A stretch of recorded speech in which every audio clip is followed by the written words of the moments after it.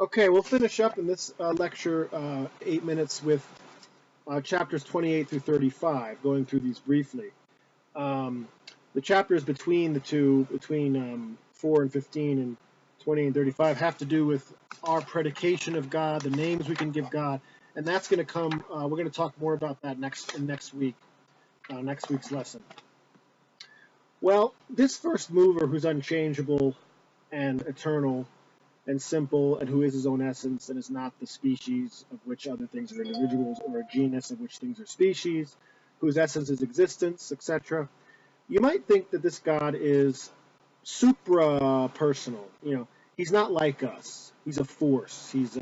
Maybe personality, intelligence, and will are signs of a limited existence, a finite existence, even though it's the highest kind of being with a will and intellect. Maybe God doesn't have intellect or will or personality, because that would be sort of a defect. So you might think this way. It's an Eastern notion of God, more or less. Well, St. Thomas says God must be intelligent. And he has understanding, right? Now, his understanding is nothing other than his essence. He is his own act of understanding. There must be will in God. But the difference between, I guess the difference between our intellect and our will and his will is that he is his will.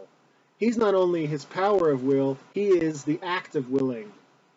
They're all one. He is not only his intelligence, he is the act of intelligence. That's what he is. We are not our acts of intelligence. We have or perform acts of intelligence. We are not our intellects. We have intellects, okay? We're not even our souls. We are composites of soul and body, as Aristotle teaches in the De Anima, with St. Thomas's wonderful commentary on that.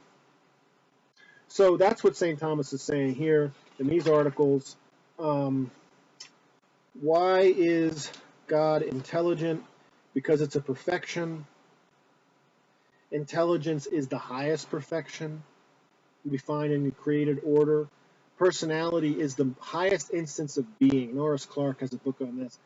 The most fundamental, the highest metaphysical principle is personality. All beings are ordered to being persons. They all participate in personality in more or less ways. Rocks are not really persons, but they have existence. They have integrity in some sense. Animals are more person-like. And of course, you get up to humans and angels even more person-like than humans.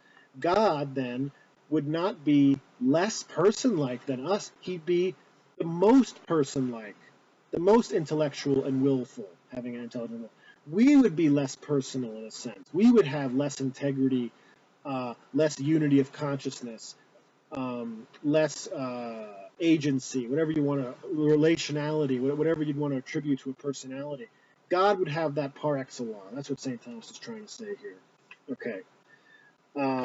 The same thing with God having a will. God must have volition. He understands himself as good, and of course, good apprehended is love. Okay? So therefore, God has a will. And he goes on and says that God will is his essence, and his will and willing are the same, and that the will of God is his intellect. See, we have to remember here that when we have distinct concepts of God in our mind, God is wise, God is good, God is omniscient, omnipotent, we predicate a variety of things of God, but they are all one in God. They have to be, because he's simple. Now, it doesn't mean that he doesn't have all these perfections. He does, and that's how we know him. And I think we'll continue to know him through his perfections in heaven.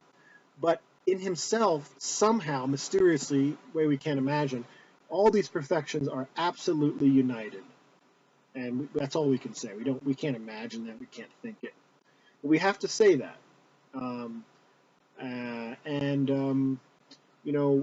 In a sense, creation is God's imitation of himself as imitable. What are all the ways in which something that could exist could imitate a perfection of God? So you have humans, of course, who imitate God in the creation, along with angels, most intimately like, we're even made in his likeness and image. But giraffes, yes, giraffes somehow imitate God, a perfection of God. We would know less about God if we didn't have giraffes. Okay. flies, octopus, rats, trees, air, the elements, okay, geometrical shapes, okay. These are all, in a sense, imitation, God's imitation of himself in all the myriad ways that can happen. And all these perfections are one in him, and that begins with saying that he's first mover, moving on to the fact that he is his essence. His essence is existence. He's pure esse, E-S-S-E. He is uncreated esse. He is the perfection of existence.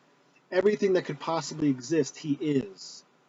And so, in a sense, you could say God has a form. His form is esse. Of course, that's an unlimited form. What would it be limited by? It's not limited by his essence, the way in which esse is limited in angels and humans, right? Every single created esse existence is sort of shrunken or contracted into the essence, the esse of this existing being. And it can't be separated from it. Okay, it only makes sense in relation to what it's enabling to exist, right? Humans have bodies, matter. We have form, the soul.